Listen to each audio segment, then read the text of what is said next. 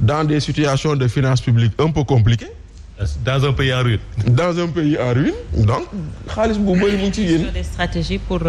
quelque part et c'est pas mauvais hein parce que bu ñu fa jógee mun nañ dem def ko ci foncier bi de parce que tey jii Adama Fall ak Bachir ñoom du ñu fay l'impôt sur le foncier de.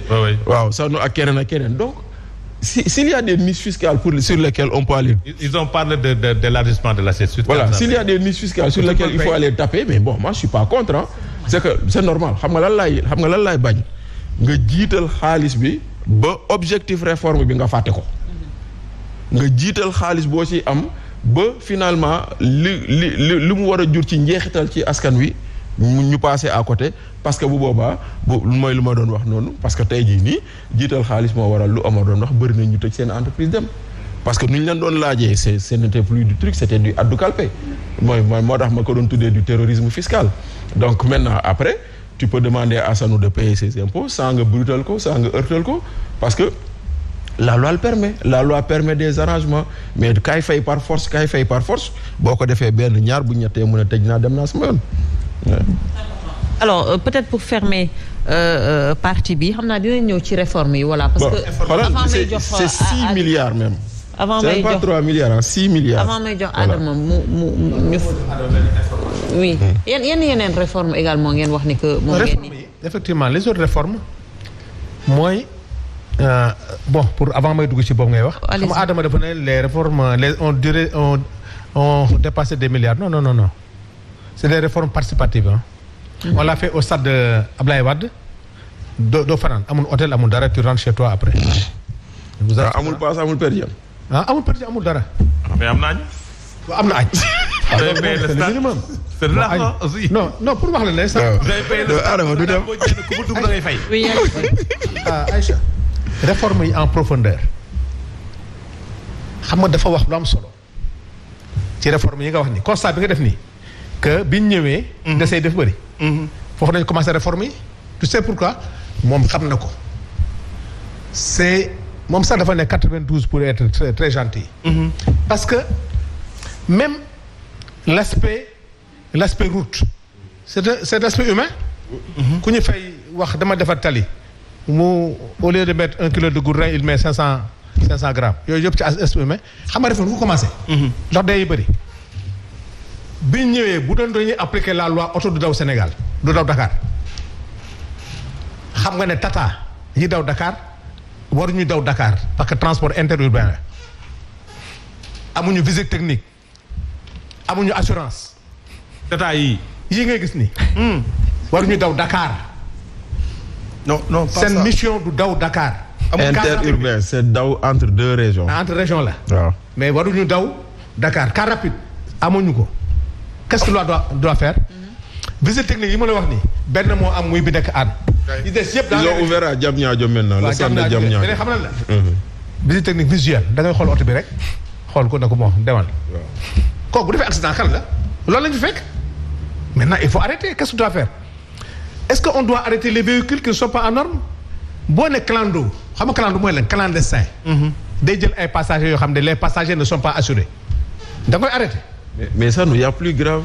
plus grave oui. mooy war gaynde. war gaynde. yow gaynde nga war pour dem Touba. wala gaynde nga war pour dem. maintenant quand on est venu tu sais qu'est-ce qu'on a dit on renouvelle le parc. mais c'était le cas. non attends mais Aïcha dafa wax léegi mooy lan. la volonté politique a toujours manqué. Ouais. Le courage de dire gars yi nañu arrêté. donc grand man ba may nekk ministère des transports en 2014. il était prévu qu'en 2017 car rapide dootul daw Sénégal. mais ba tey nous sommes en 2025 mu ngi daw. tu sais le plan de qu'est-ce qu'on a dit ba 2050 on va renouveler le parc. mais c'est ici qu'on va faire les usines de montage muy benn ça crée des emplois ça crée de la formation beneen bi plus on a dit. Avec qui? Hein? Les usines de montage avec qui? seeni xarit. non xam nga. moom étranger yi lay bañ moom. Non man étranger yi laa doon nangu de. ngeen jël secteur Comme ce privé. qui s'est passé avec Sinotruc. les gens de privé xoolal Omar Cissé qui était de l'Ascosen ak les écoles. toi bi les opérateurs ñëpp il faut tout se fera avec des Sénégalais. Non maintenant qu'ils aient des partenaires.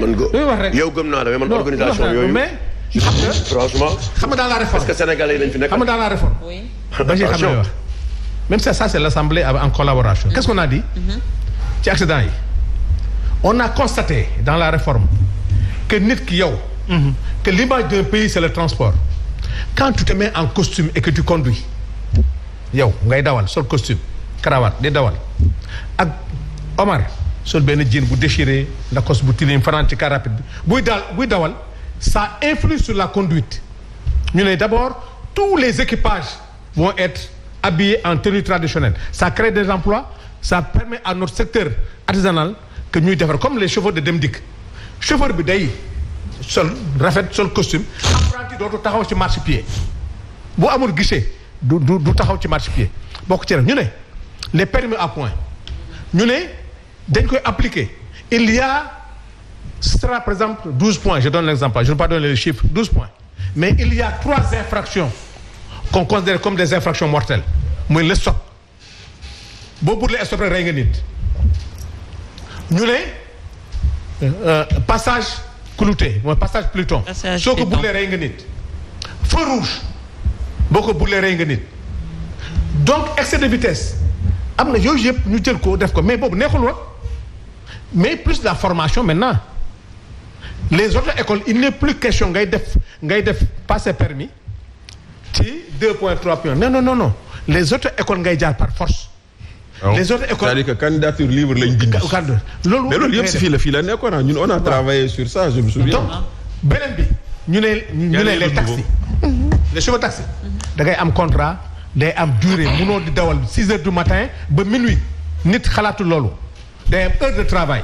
tu ne peux pas dépasser les heures de travail. pour chauffeur de taxi. les chauffeurs de taxi parce que deuxièmement les voitures yii ñëw day am benn genre disque bu ci nekk boo xam ne yow lañ koy jox chauffeur bi boo yéegee ci oto bi am na nombre d'heures boo war a dawal ceux qui font les Dakar Tamba Dakar chez les Bachir et autres donc loolu yëpp mu ngi et tout ça les Goro Xuma les Alsando yi mais métti woon na mais finalement ils l'ont accepté.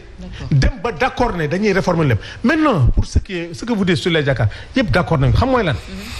Omar pourquoi on dit que il faut un sursaut national. Oui. comme on le dit chez nous xam nga sursaut mooy lan. ñoom ñu d'accord nga yow am nga xam-xam kii am na xam-xam ñun ñëpp sénégalais yi c'est des assises qui ont commencé. est-ce que c'est ñun la c'est les consommateurs. Oui. deuxièmement ñu d'accord ne ñun ñëpp c'est un secteur il s'agit pas de dire que ne non ñii ñoo faloon ñii faluñu xam nañ ne bu ñu ko appliquer ça va marcher. Qu'est-ce qu'on doit faire maintenant pour les accompagner? C'est dans les communes.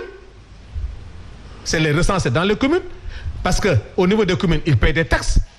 Maintenant, le permis de conduire, effectivement, mais comme on dawal, ko amul permis, ko amul code de la route, mais tu vas faire des dégâts. C'est le motax bi ñuy def réforme yi, on est passé gis nga 6 mois yi, ça a permis de toucher toutes les couches comme sensibles.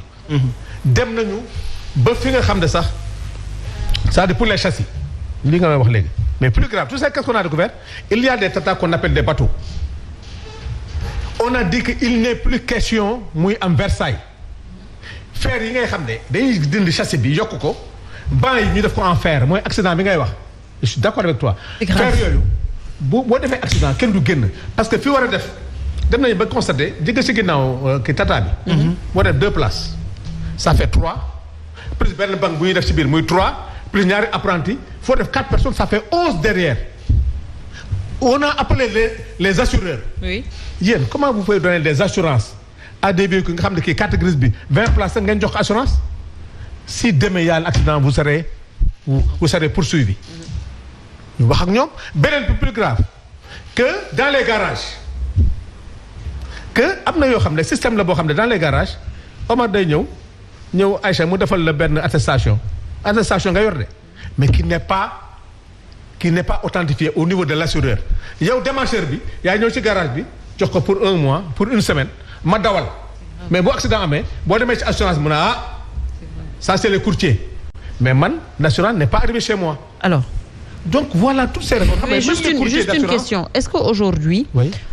Vous êtes pare ngeen pour poursuivre réforme yooyu jusqu'au bout parce que waxoon nañ ko tout à l'heure ce qui a manqué aujourd'hui peut-être ci yeneen état yi c'était cette volonté politique est-ce que aujourd'hui te moom mu ngi koy wax ne ku bëgg 2e mandat wala kuy xool mandat yu bëri doo si dem jusqu'au bout est-ce que vous êtes prêts aujourd'hui à aller jusqu'au bout de ces réformes là. Ça les applications maintenant on est dans l'application c'est ça aller au bout maintenant pour aller au bout il faut c'est-à-dire xam nga tout système dina am ay failles dina am yoo perfectionné l'État est en train de mettre en place tout ce que les assises ont adopté.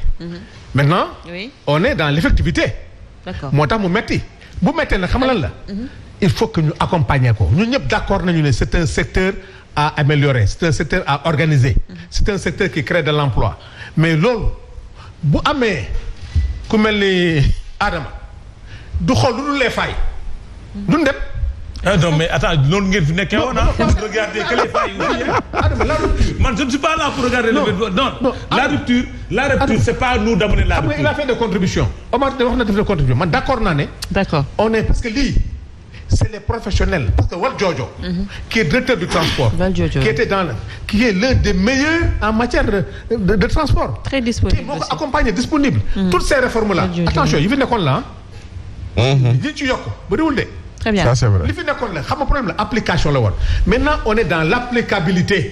mais man volonté bi moo ma tiital la. non voilà mooy lii le ministre a dit 3 mois gars yi ñoo leen kaas mu ne kenn du ko yokk 3 mois la ñuy def. très bien nañu dawal 3 mois yi. non c'est parce que 3 mois yi l'État du Sénégal a besoin de sous. non l'État du Sénégal a besoin de sous. non Adama ngeen dem war non la vérité c'est ça. Adama la vérité c'est ça. Adama les sous viennent après Adama. non déedéet.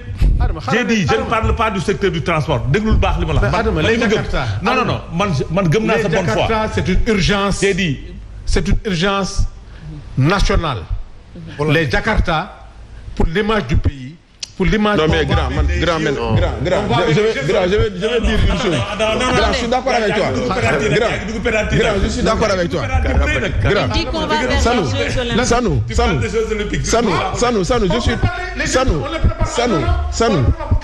Sanou, je suis d'accord avec toi.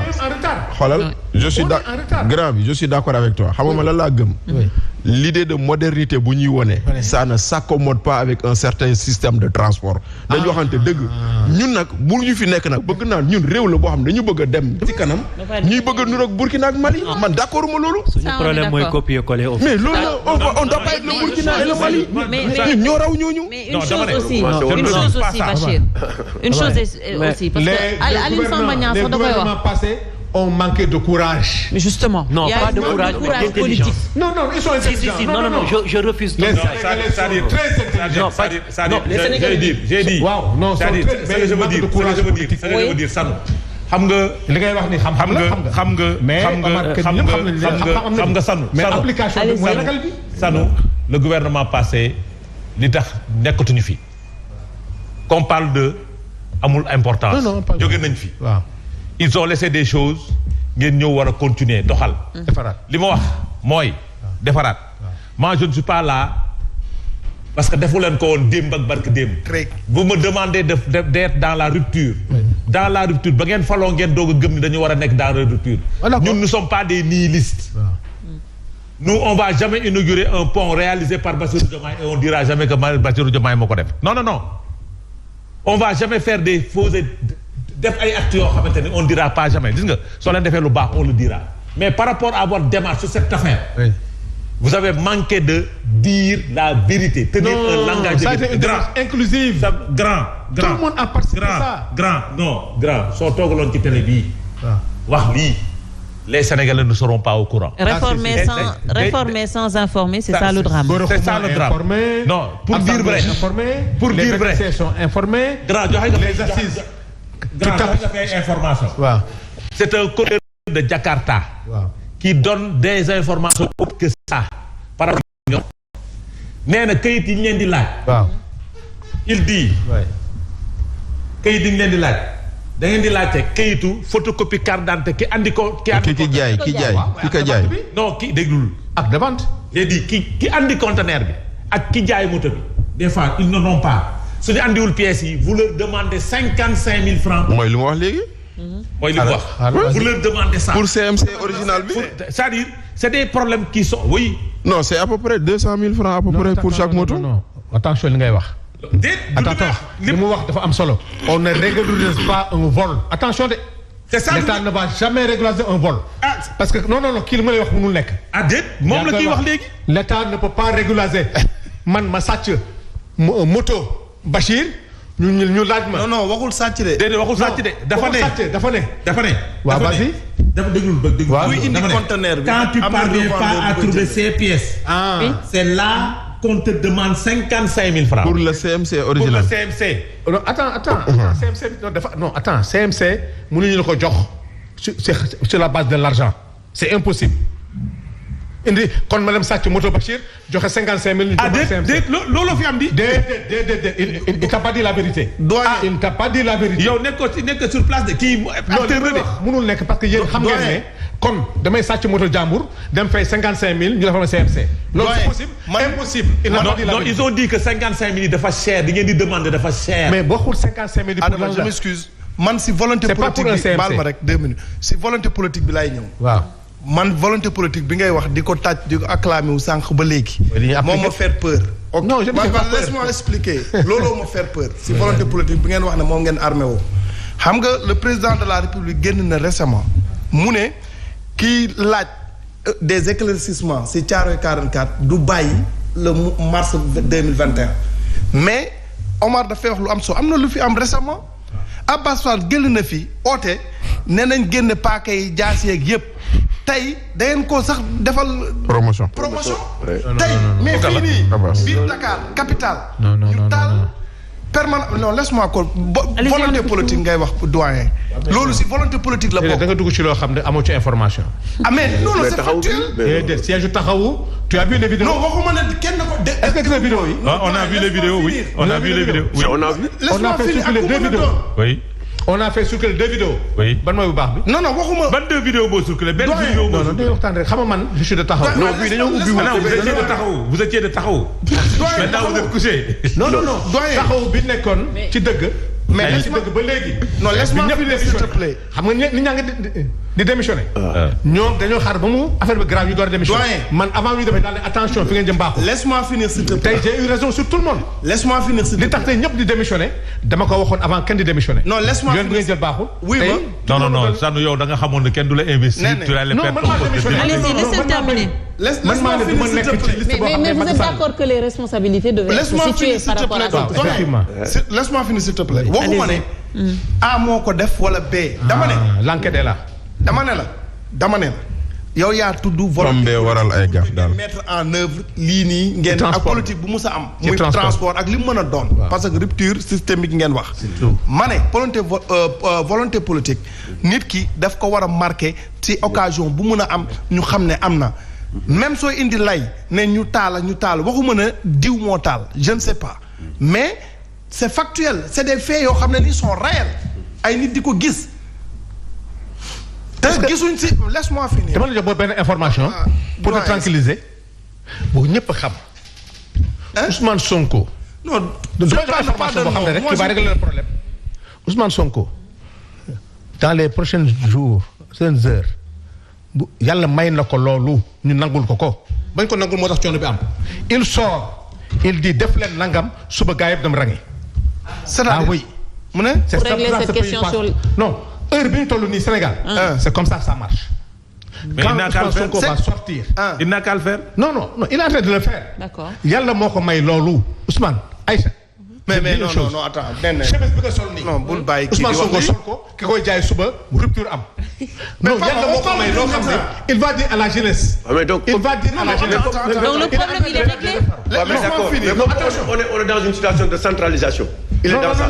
Mais attends, on a un leader. Non, mais on a un leader qui est à qui la jeunesse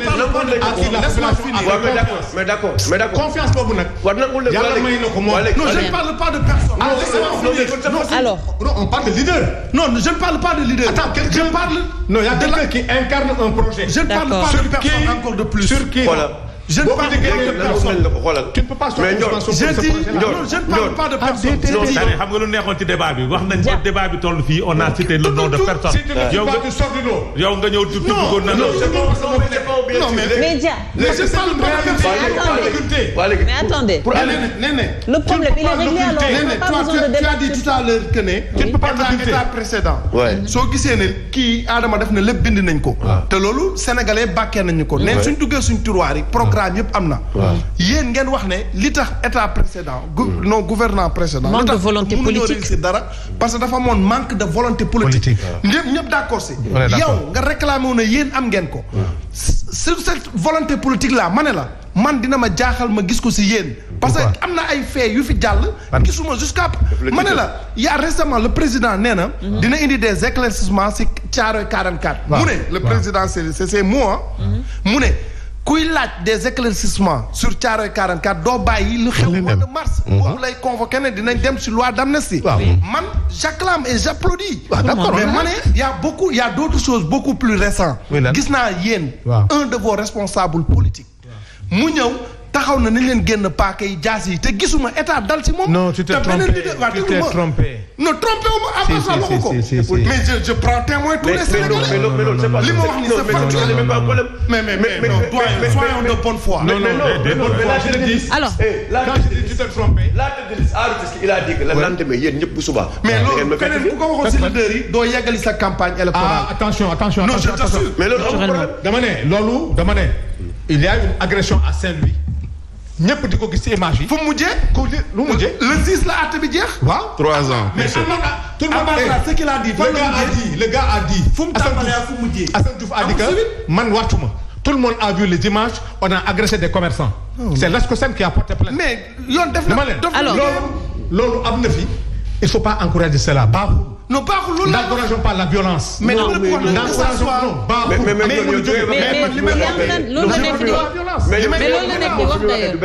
dafa ne Abass Fall. on a attaqué. la réaction. dama ne de la justice loolu la wax. on a convoqué des gens. est-ce que Kanza ñeneen ils ont été emprisonnés. non ñii dañ leen jàpp sur les faits. très bien alors on les a attrapés sur les faits. non ban fait Alou Kañ sur les faits. c'est bon. s'il vous plaît si quelqu'un on est dans John si quelqu'un a une information. Sanou il n'a qu'à se porter. Sanou xam nga d'accord naa. waaw mais Sanou le siège qu'on a brûlé d'accord naa mais si comme Omar wala yow am nga information. comme quoi xam nga ko ko lakk. non mais très bien alors on va pas tous parler en même temps s'il vous plaît. on va pas tous parler en même temps Sanou un instant s'il vous plaît. Sanou mais Sanou écoutez-moi quand même. dama ko wax avec la bonne volonté politique. que ça soit. alors bu affaire yi kii nii. xam nga moi je ne sais pas quand on n'a pas d'argument. que ça soit impartial. on parle de transport. Dia et Sanou sur des violences. la volonté politique. dama ne la volonté mooy li nga gis. c'est global on a mis la haute cour de justice installée. ça n'a jamais eu lieu au Sénégal. ah si. non grand.